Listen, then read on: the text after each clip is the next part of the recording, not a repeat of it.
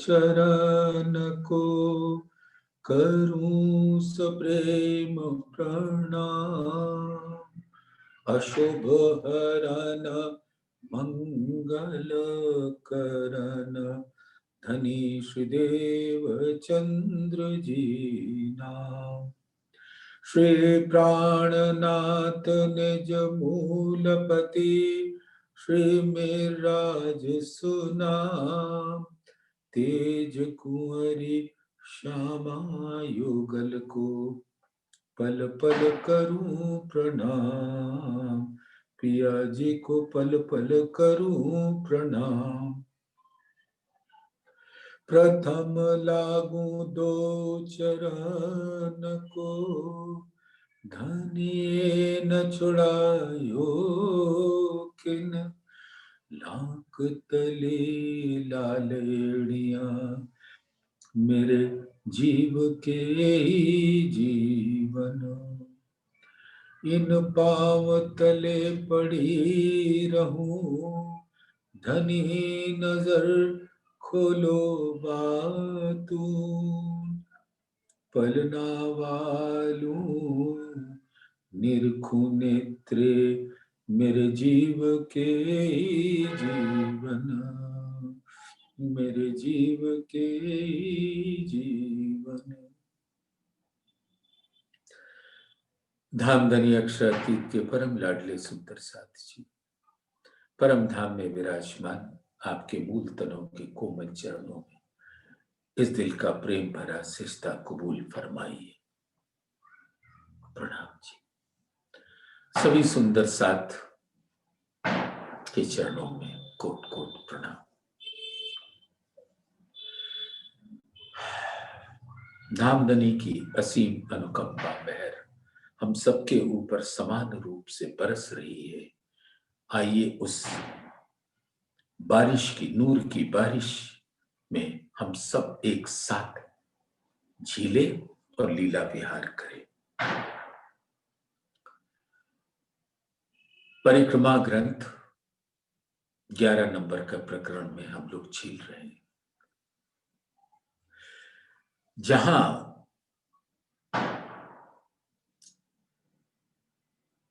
रूहों के सुख के बयान करने का सुख लिया जा रहा है। सुंदर साथ, एक सुख होता है लीला में साक्षात भाग लेना, जैसे हमारे पर आत्म है वो धामधनी के संग 8 प्रहर 64 घड़ी लीला में रत रहते हैं।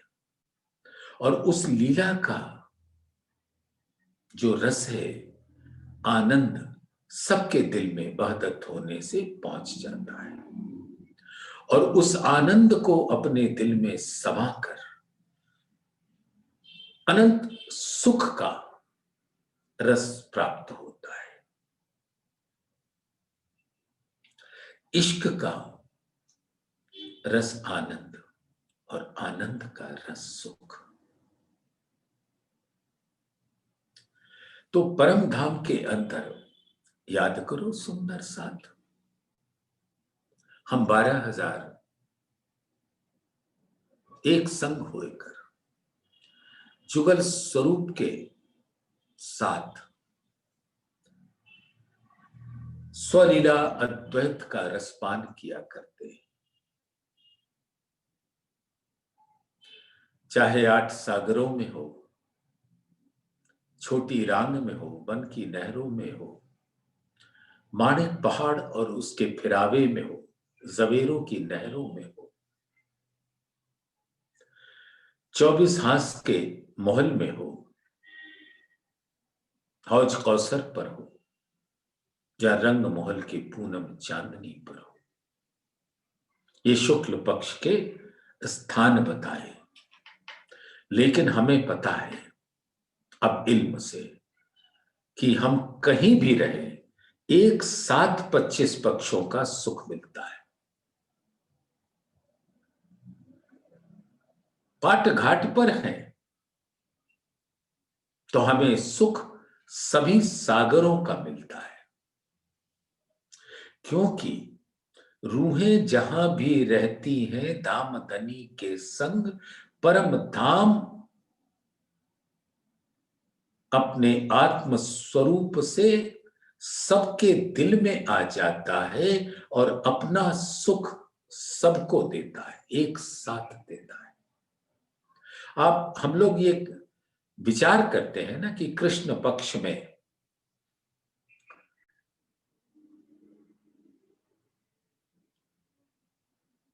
पाट घाट पर गए, कुंजवन में गए,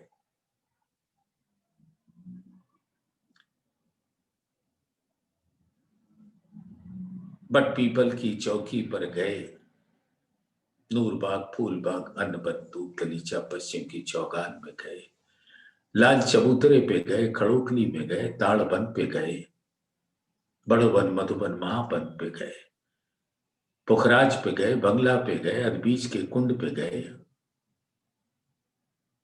डपो चबूतरा पे गए, मूल कुंड में गए, जहां जाना है जाइए, लेकिन रस परम धाम के 25 पक्षों का एक साथ धाम धनी हम सबको पिलाते हैं। वो लीला में भाग लेते हुए साक्षात का सुख होता है जो पर आत्म को मिलता है। तो पर आत्म को साक्षात का सुख मिलता है। इसके एक उदाहरण के तौर पर सुंदर सा विचार करें। जैसे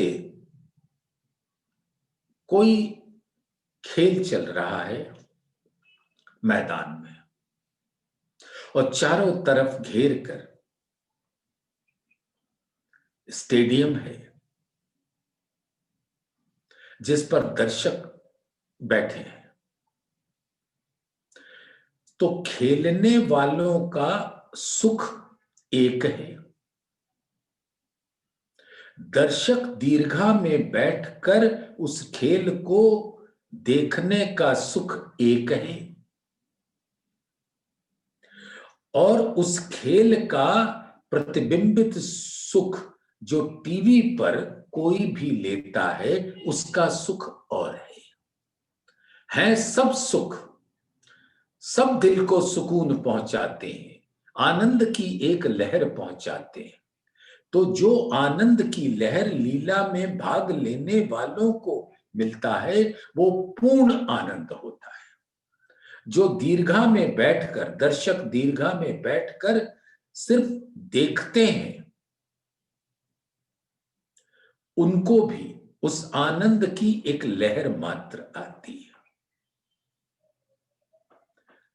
वो देख रहे होते हैं साक्षात उस खेल को, लेकिन खेल नहीं रहे होते।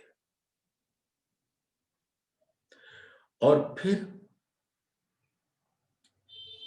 उसको हम अपने घरों में टेलीविजन सेट पर होते हुए देखते हैं।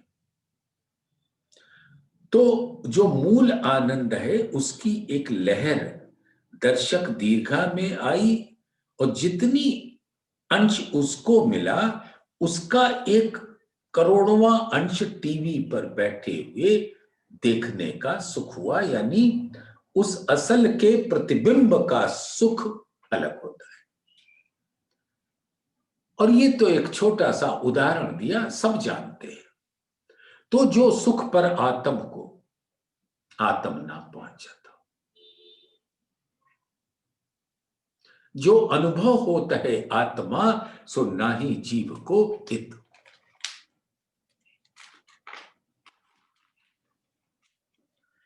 जो कछु सुख जीव को सो बुधना अंतस्करण, सुख अंतस्करण इंद्रियन को उतर पहुंचावे मन। जो सुख मन में आवत सो आवे ना जुबां मोह। और जो सुख जुबां से निकसे सो क्यों पहुंचे पर आत्म। ये सारा आप सुंदर साथ बड़े प्यार से यहाँ के खेल के मैदान से लेते हुए वहां पर बैठकर साक्षात देखते हुए और फिर अपने घर पे टेलीविजन पे देखते हुए उसका बयान करना, तो इस प्रकार से इस सुख जो है वो डाइल्यूट होता जाता है। तो जो पर आत्म को सुख मिलता है वो आत्म को नहीं मिलता, लेकिन आत्म उस सुख का अनुभव करती है। और जो आत्म सुख अनुभव करती है वो जीव को उसकी एक लहर मात्र ही पहुंचती है।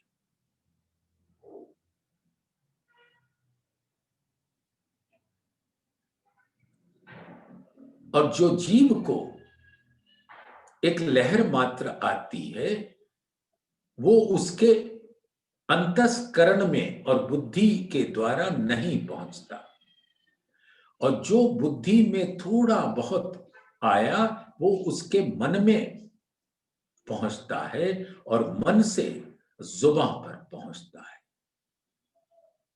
तो जो असल रस था उसका तो एक मात्र हल्का सा डाइल्यूटेड फॉर्म में रस पहुंचता है। तो सुंदर साथ, क्योंकि आत्माओं की निस्बत है तो धाम धनी उनको पहुंचाते हैं परम धाम के सुख का अनुभव। परम धाम में तो पर आत्म धाम धनी के सानिध्य में रहती है। अब वहदत के सुख को देखो जरा सुंदर साथ। धाम धनी का दिल वाहिद है, उनके दिल की लहरें वाहिदत है, और सभी आत्माएं उन वाहिदत के स्वरूप है।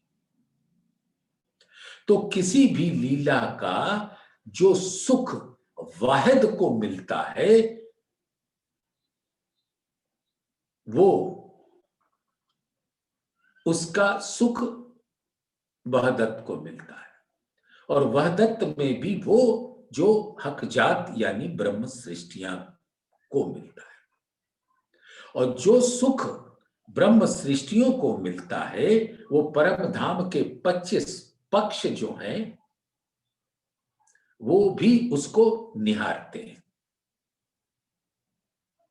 लीला करने वाले कौन? ये पर आत्म और धाम धनी का जो स्वरूप, उसको देखने वाले परम धाम के 25 पक्ष।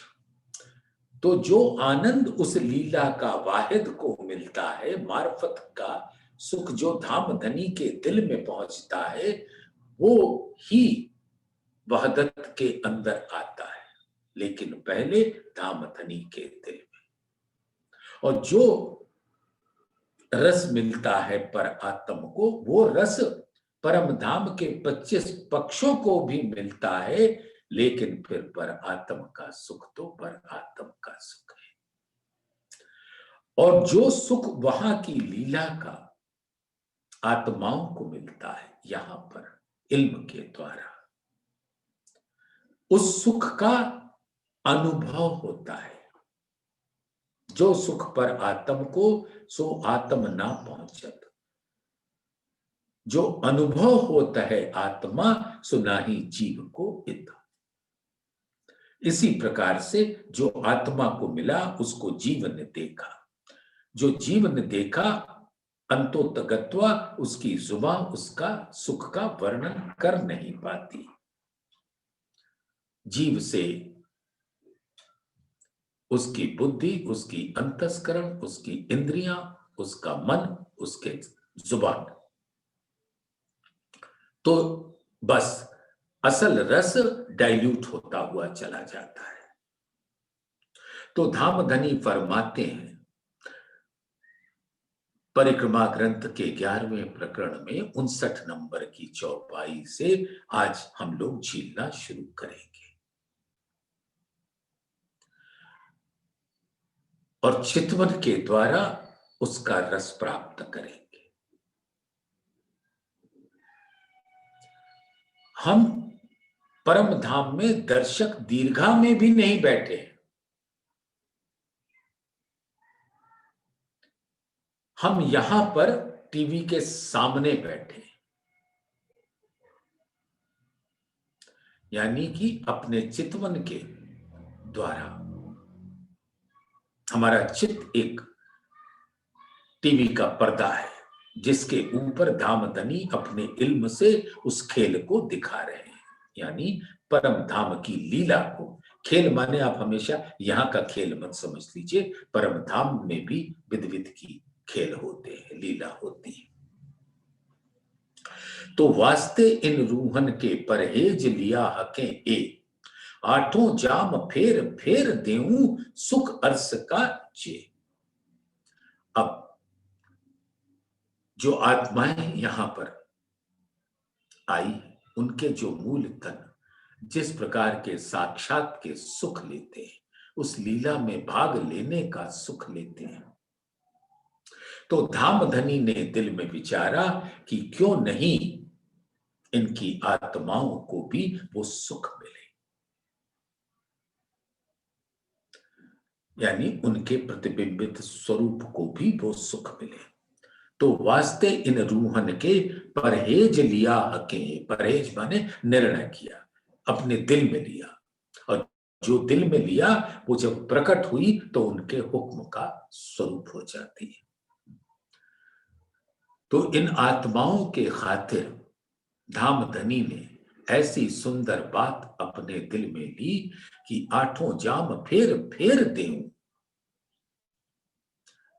जाम कहने को तो परम धाम में की बात हो रही है, लेकिन अष्ट प्रहर 64 घड़ी जहां हम सब काल के दौरान से गुजरते हैं, अवधि है यहां पर परम धाम में सोई घड़ी सोई साहित।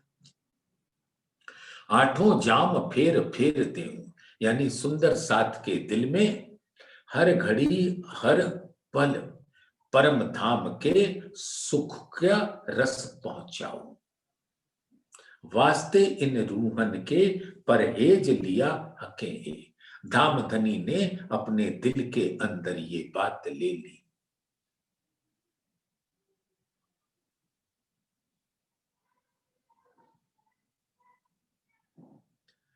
कि अब मैं अपनी रूहों को जो मेरे संग इस संसार में आई हैं, मेरे दिल के रंगों को देखने के वास्ते,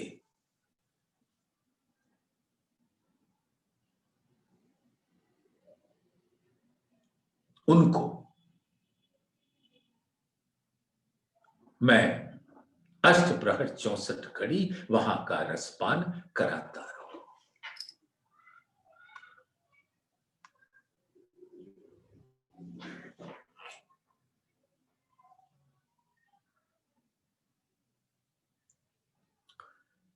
जो परम धाम के सुख हैं वो इन आत्माओं को भी मिले, उनको ऐसा ज्ञान दे दूं और ऐसा वहां के सुख बता दूं जिससे इनकी चितवन हर घड़ी हर पल धाम में लग जाए। पर आत्म के प्रतिबिंब स्वरूप आत्माओं को,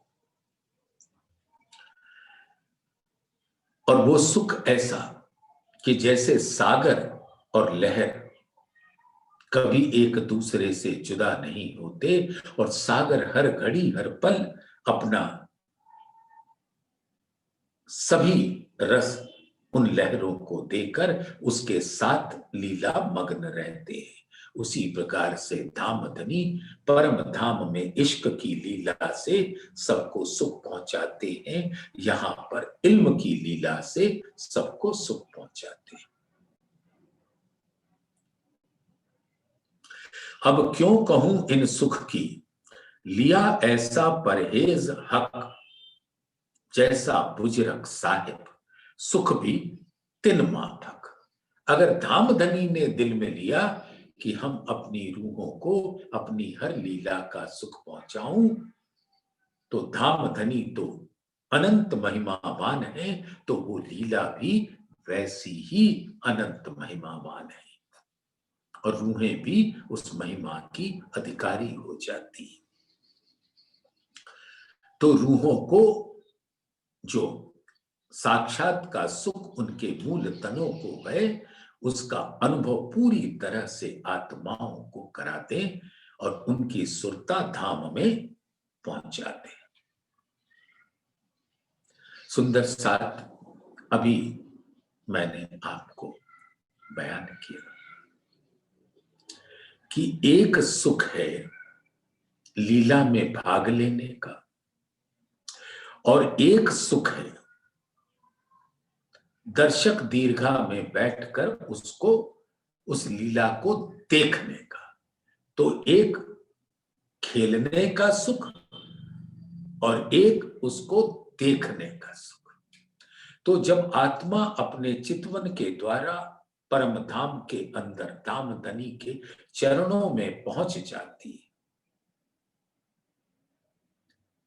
तो परम धाम के 25 पक्षों की लीला को देखो।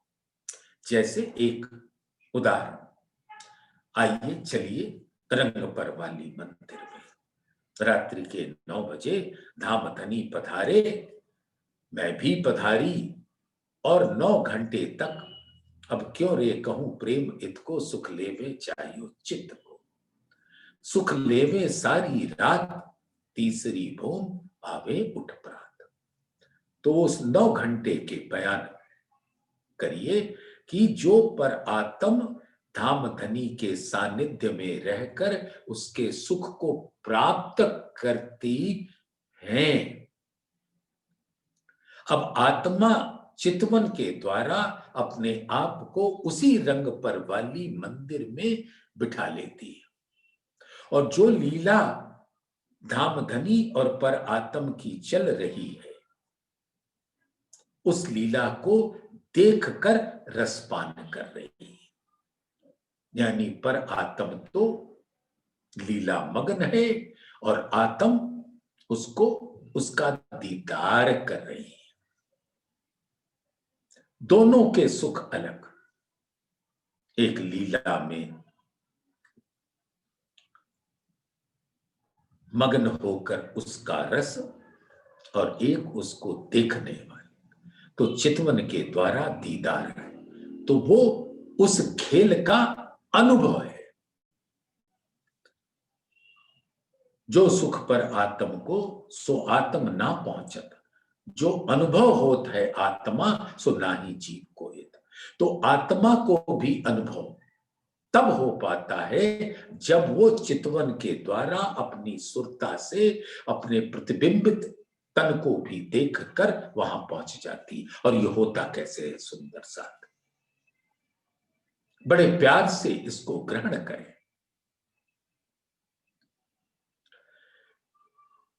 धामधनी ने बड़े साफ शब्दों में कह दिया है कि धामधनी के जो अंग इल्म के द्वारा आत्मा अपने दिल में ले लेती है, वो अंग पर आत्म के खड़े हो जाते हैं आत्मा के दिल में। यानी कि जैसे धामधनी के सुंदर कोमल सुगंधित गौर उज्जवल गहरी लालक लिए हुए चरण तली और उसका पहुंच पंजा ऊपर वाला हिस्सा जिसको फना कहते हैं, तली लाट एड़ी घूटी,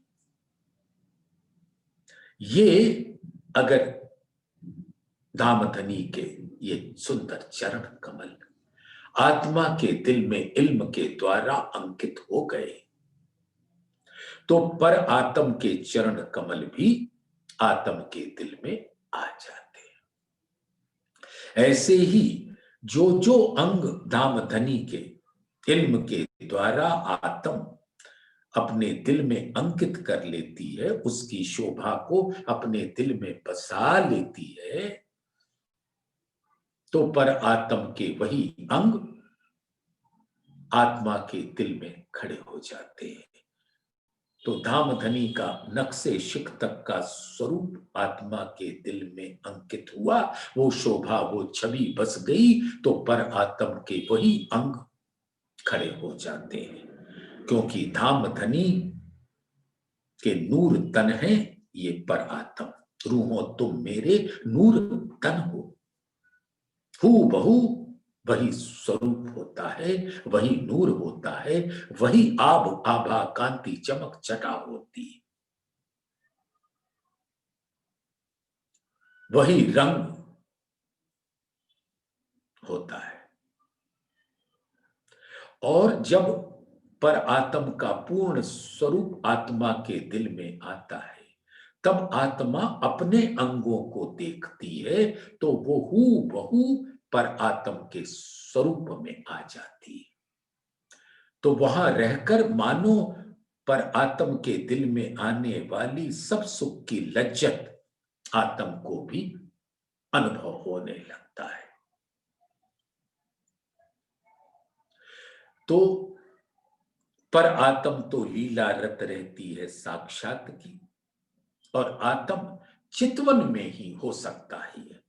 सुंदर साथ ज्ञान दृष्टि से एक महज ख्याल हो रहता है।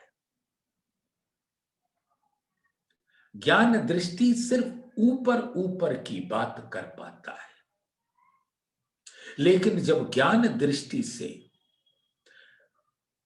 जब सागर के अंदर प्रवेश कर जाती है आत्म, तब अपने स्वरूप को चाहे मूल मिलावे में देखो, रंग परवाली में देखो, परम धाम के 25 पक्षों में देखो, लीला को निहारो,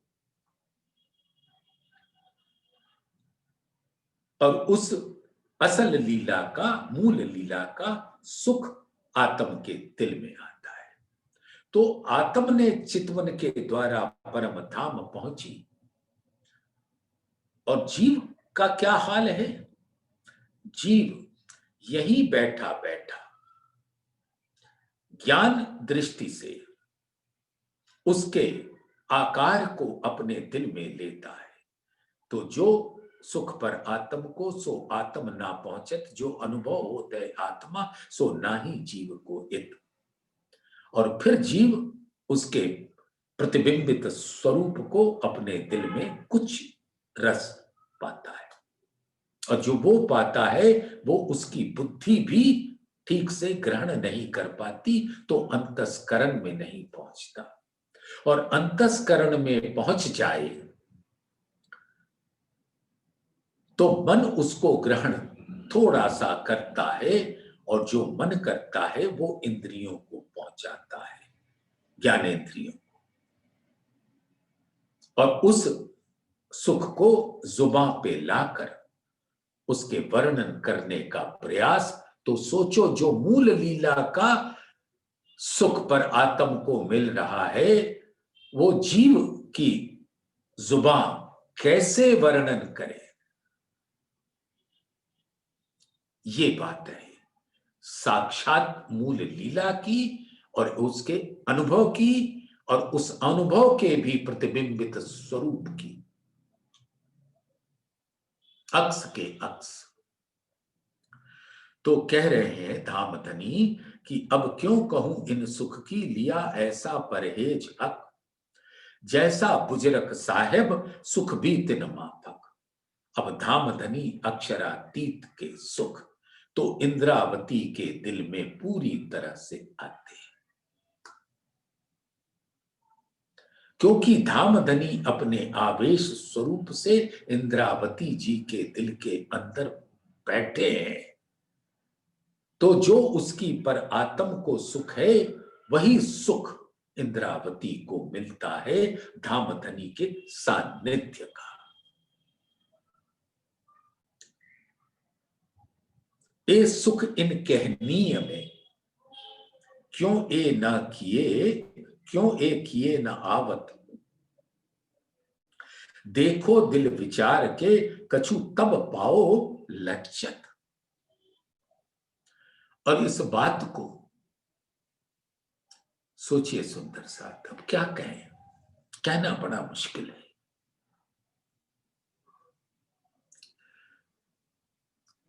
मैंने रसगुल्ला खाया,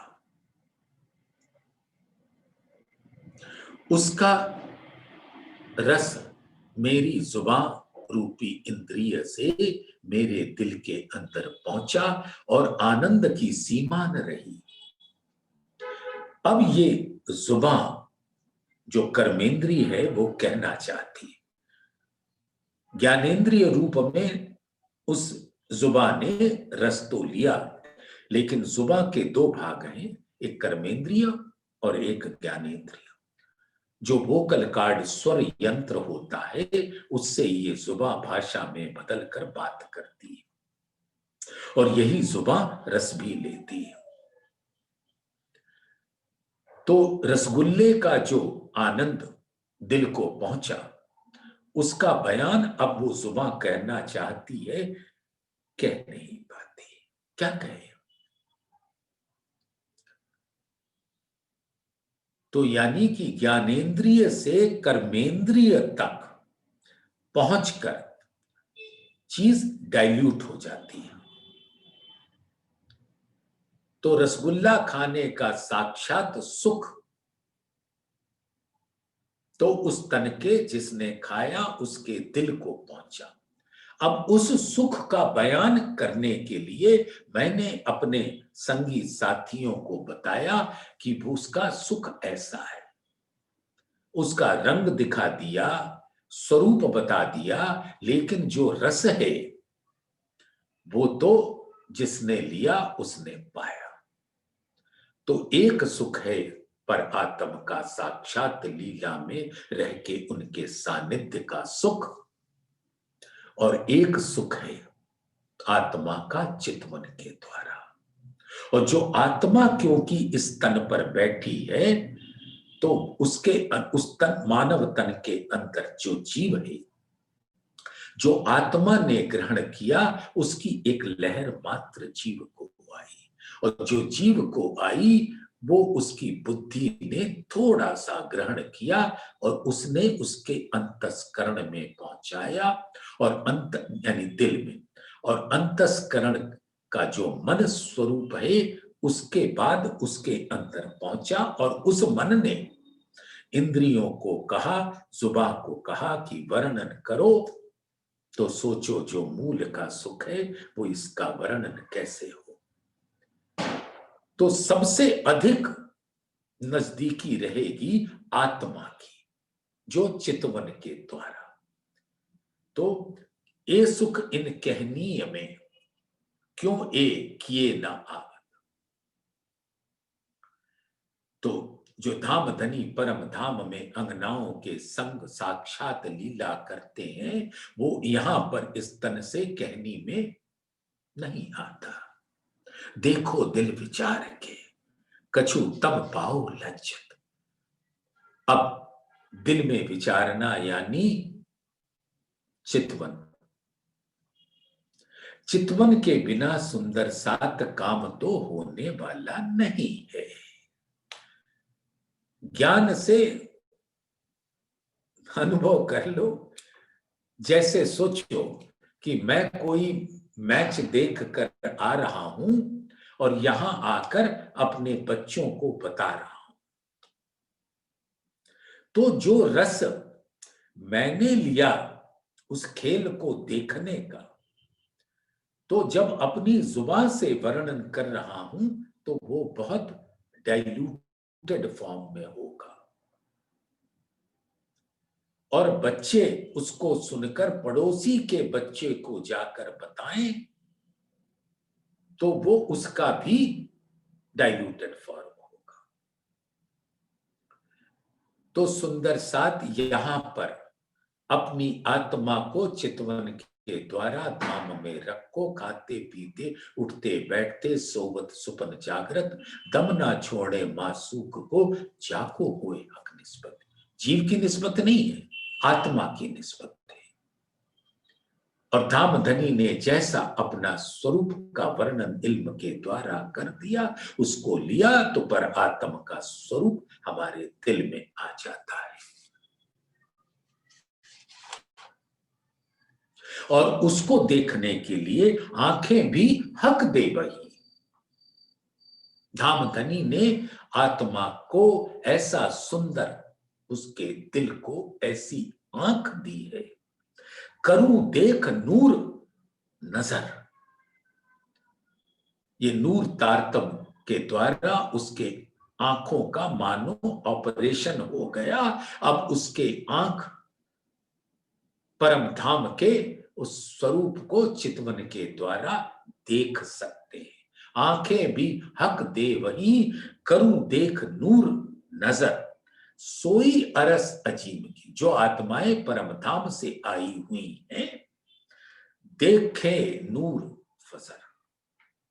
अब इस तारतम ज्ञान के प्रकाश में उनके दिल में उजाला आ जाता है, फज्र की बेला आती है और वो परम धाम के स्वरूप को अपने दिल में अंकित कर पाती।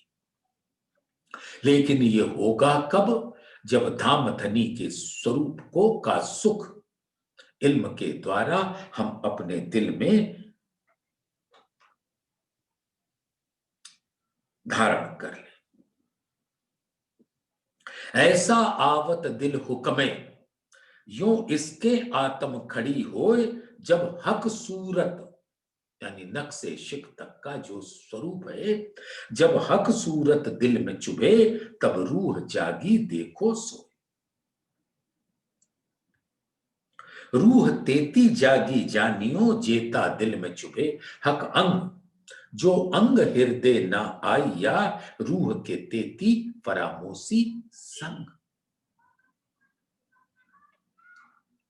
जब पूर्ण स्वरूप हक का आए बैठा माहे दिल, जब धामधनी का नक से शिख तक का पूर्ण स्वरूप आत्मा के दिल में अंकित हो जाता है, तब सोई अंग आत्म के उठ खड़े सब में। तो पर आत्म का वो स्वरूप उनके दिल में आ जाता है और आत्म के भी अंग खड़े हो जाते हैं। तो इस प्रकार से सुंदर साथ ऐसी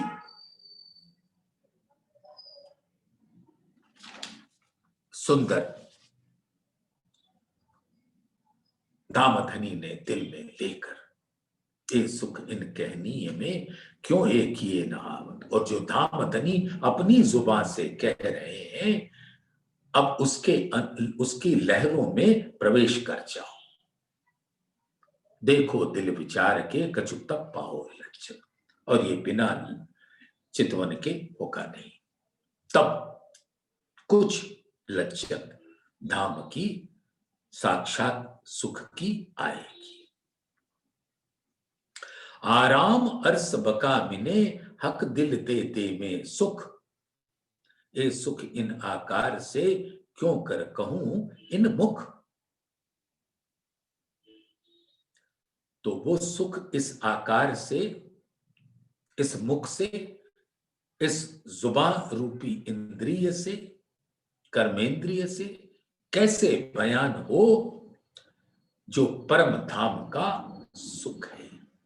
आराम अर्स बका मिने, हक दिल दे देवे सुख। धामधनी ने अपना दिल यानी अपने दिल के अंदर इल्म का सागर हम सबके ऊपर बहा दिया, हम सबको आवाहन दे दिया, आओ झीलो इस इल्म के सागर में। और अपने दिल के अंदर धामधनी के स्वरूप को बसा लो, तो पर आत्म का भी अंग खड़े हो जाएंगे आपके सामने, आपके भी अंग खड़े हो जाएंगे। तभी जो मूल स्वरूप है अपने जाको कहिए पर आत्म, सो पर आत्म ले के विलसिए संग कसम। तभी उस विलास की लीला होती है। और इस आकार की इंद्रिय से उसका बयान मुश्किल है।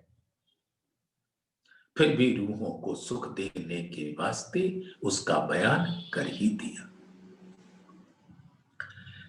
ठौर बका अर्स कहया और खावंद नूर जमाल, इन दरगाह रूहों के सुख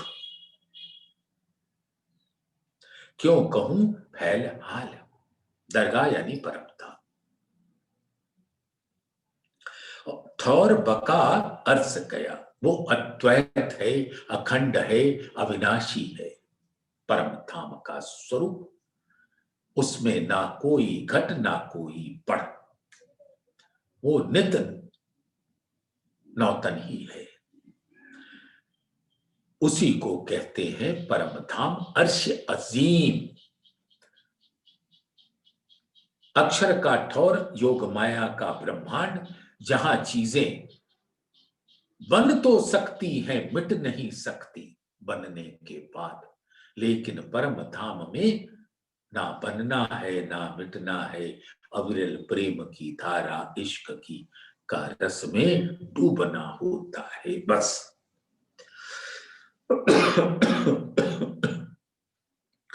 ठौर बका अर्स कया, वो अखंड परम धाम धाम धनी का स्वरूप है।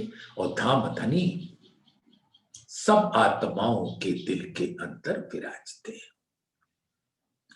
ठौर बका अर्स कया और खावंद नूर जमाल, हम सबके प्राण प्रीतम अक्षरातीत नूर जमाल है।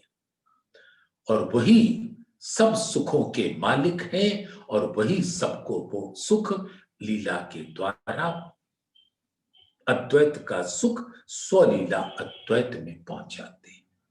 मार्फत का सुख हकीकत की लहरों में सब पर आत्म को पहुंचाते हैं। इन दरगाह रूहों के सुख और परम धाम के सुखों का इजहार कैसे होता है? फैल और हाल के द्वारा। धाम धनी को अपने अंगों से रूहें हर घड़ी हर पल रिझाती है, वही उनकी सेवा है। फैल, धाम धनी को रिझाना ही रूहों का फैल है। और रिझाकर जो आनंद उनके दिल में पहुंचता है, वो उनका हाल है, रहनी है। ए सुख रूह कछु जानही, पर कहनी में आवत न है।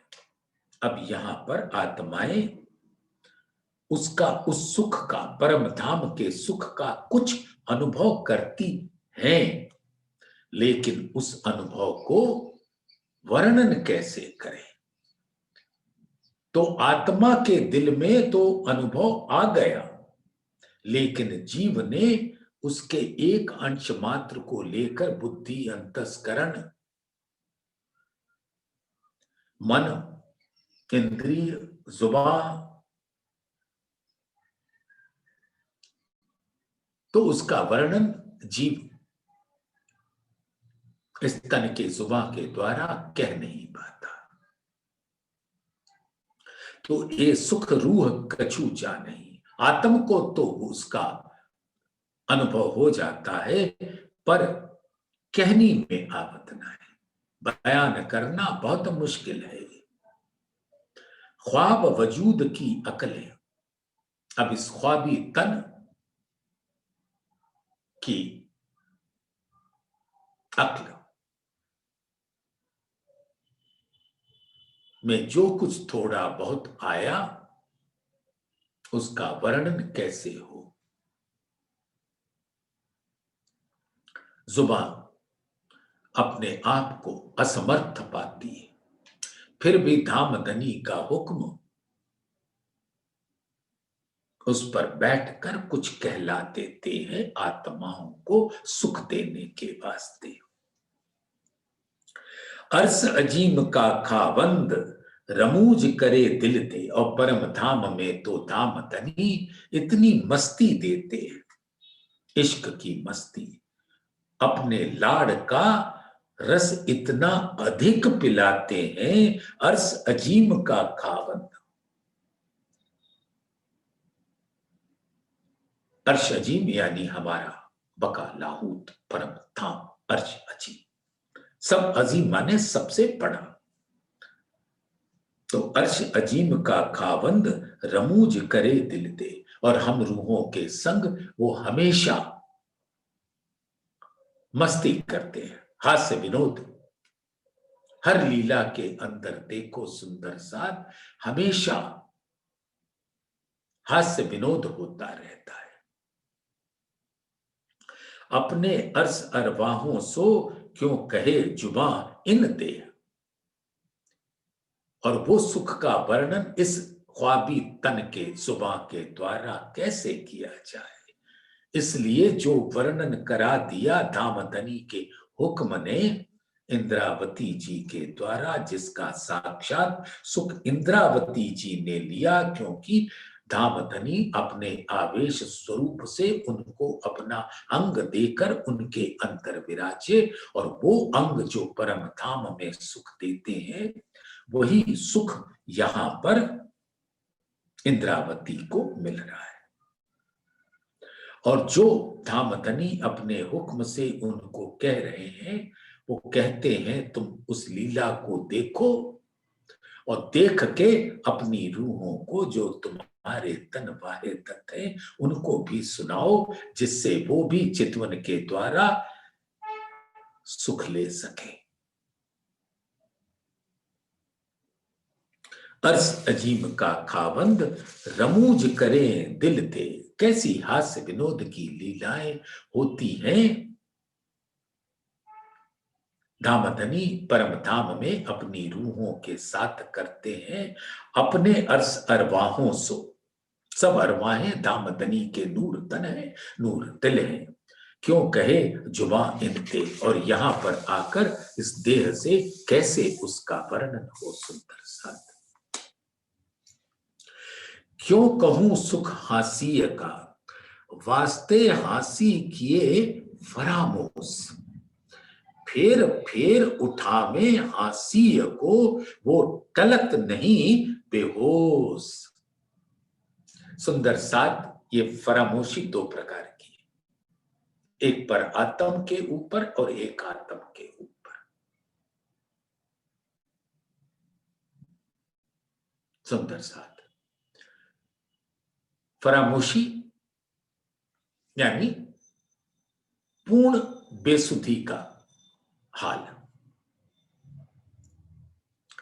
बैठी अंग लगाए के ऐसी दई अंतराय, ना कछु नैनो देखत ना कछु आप ओर खाए। परम धाम में ना नींद है ना स्वप्न है, इन चीजों का तो प्रवेश परम धाम में होता ही नहीं। हर हमेशा जागृत रहती है, लेकिन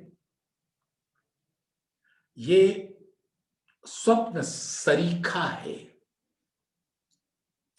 धामधनी उनको ऐसा अद्भुत खेल दिखाया जो कभी उन्होंने नहीं देखा, तो उनके दिल के नैनों की नजर को ऐसा बांधा कि अब तन के नैन कुछ भी नहीं देख पाते, अपने तन को भी नहीं देख पाते,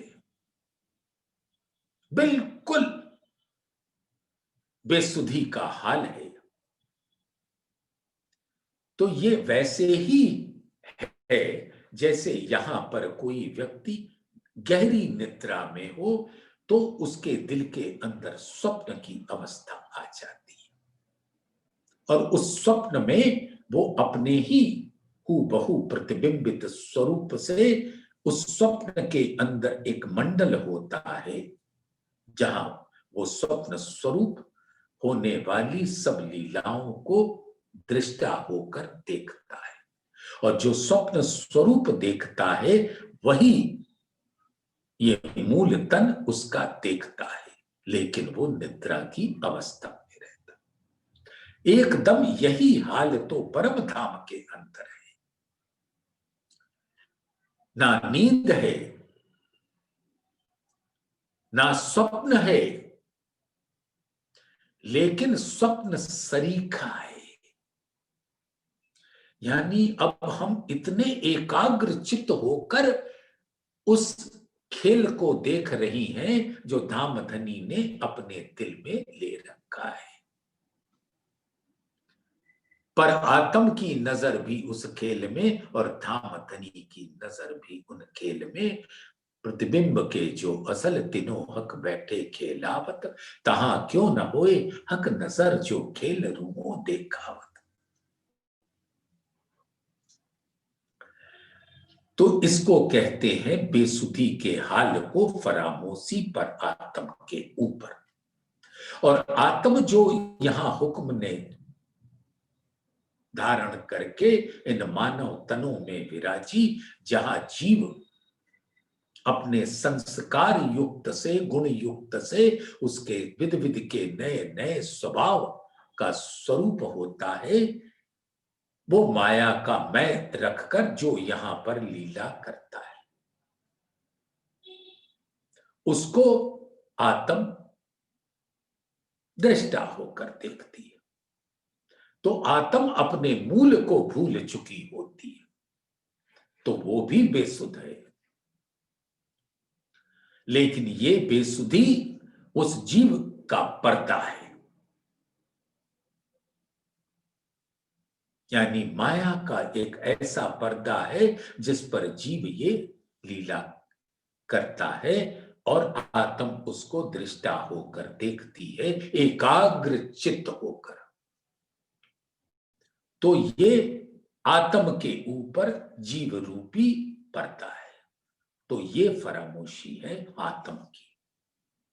जब तक ये पर्दा हटता नहीं, वो जीव से निवृत्त होकर तटस्थ नहीं होती, तब तक उसकी सुरता परम धाम में लगती नहीं है। तो क्यों कहूं सुख हासी का, वास्ते हासी किए फरामोश।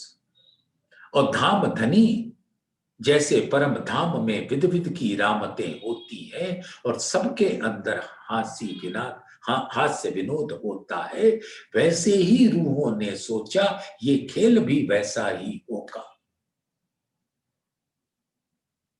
और इस खेल में आने के पश्चात ऐसी बेसुधी हुई कि हम अपने मूल को ही भूल गए। पर आत्म भूली तो आत्म भी भूली। तो धामधनी ऐसे भूल भुलवनी का खेल दिखाकर जब परम धाम में 7वें दिन उठेंगे तो घनी हंसी होगी और हम सब भी चौंक कर देखेंगे, ये क्या खेल देखा था, मैं कौन, कहां हूं। तो थोड़े देर नीरवता स्तब्धता का दृश्य होगा, उसके बाद तो धामधनी के हंसी में हंसी मिलाकर उस परम धाम के अंदर घनी हंसी होगी 7वें दिन। और उसकी गूंज आसमान से जिमी के बीच में सब 25 पक्षों में सुनाई देगा उसका संगीत। क्यों कहूं सुख हासी का, वास्ते हासी किए फरामोश। इसलिए पर आत्म को फरामोशी दी और यहां पर आत्म को फरामोशी दी अपने हुक्म से। फेर उठावे हास्य को। अब ज्ञान दे दिया, लेकिन सिर्फ ज्ञान लेकर हमारी आत्मा जागृत तो हो सकती है, लेकिन जब तक धामधनी पूर्ण रूप से उसके दिल में अपने अनंत छवि के साथ बस नहीं जाते तो इश्क की लहरें नहीं आती। ज्ञान से दृष्टा होकर देख लिया कि धनी का ये स्वरूप है, लेकिन जब उस स्वरूप को प्रेम के द्वारा अपने दिल में बसा लिया तो अंग देखे जेते सूरत के, सो तो सारे इश्क सागर। तो जब धामधनी का अंग अंग आत्मा के दिल में अंकित हो जाता है तो उन अंगों से इश्क का बहाव होता है, फिर आत्मा अपने मूल में पहुंच जाती है। तो इस इश्क को लेकर उसकी चितवन धाम में लग जाती है। तो ज्ञान देकर मानो आत्म जागृति हुई, लेकिन जब तक वो बसा नहीं तब तक वो पूर्ण जागृति नहीं कहलाएगी, क्योंकि इश्क बिना इन अर्स में मैं मिलो नहीं इनसो। और इश्क मिलेगा जब धाम धनी का स्वरूप दिल के अंदर आएगा। तो फिर उठावे हासी को इल्म देकर उठा रहे हैं, और फिर हम फिर माया में लग जाते हैं। वाणी पढ़ी, अंग अंग की शोभा को धारण करने का प्रयास किया, और फिर उठ गए और माया के कार्यों में संलग्न हो गए।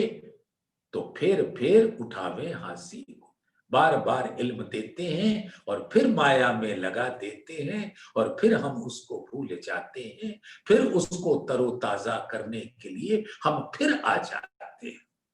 कम से कम आते तो हैं। सोचो उनकी जो आते ही नहीं। तो बार बार उठना, बार बार गिरना, यही बेहोशी की स्थिति होती है। फरामोशी का पर्दा हटाया, फिर वो आ जाता है, और जब वो दिल में अंकित हो जाएगा तो ये ना पर्दा नहीं रहेगा। हक भी कहे दिल में, अर्स भी गया दिल, पर्दा भी गया दिल को, आया सहूरे बेवरा निकल।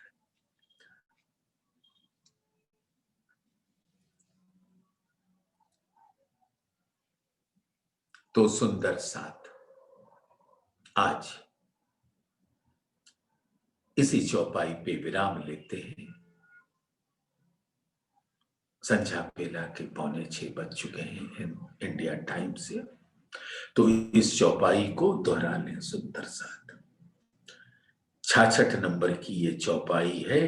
क्यों कहूं सुख हासीय का, वास्ते हासी किए फरामोश, फेर उठावे हासीय को, वो टलत नहीं बेहोश, वो टलत नहीं बेहोश। बोलिए श्री प्राणनाथ।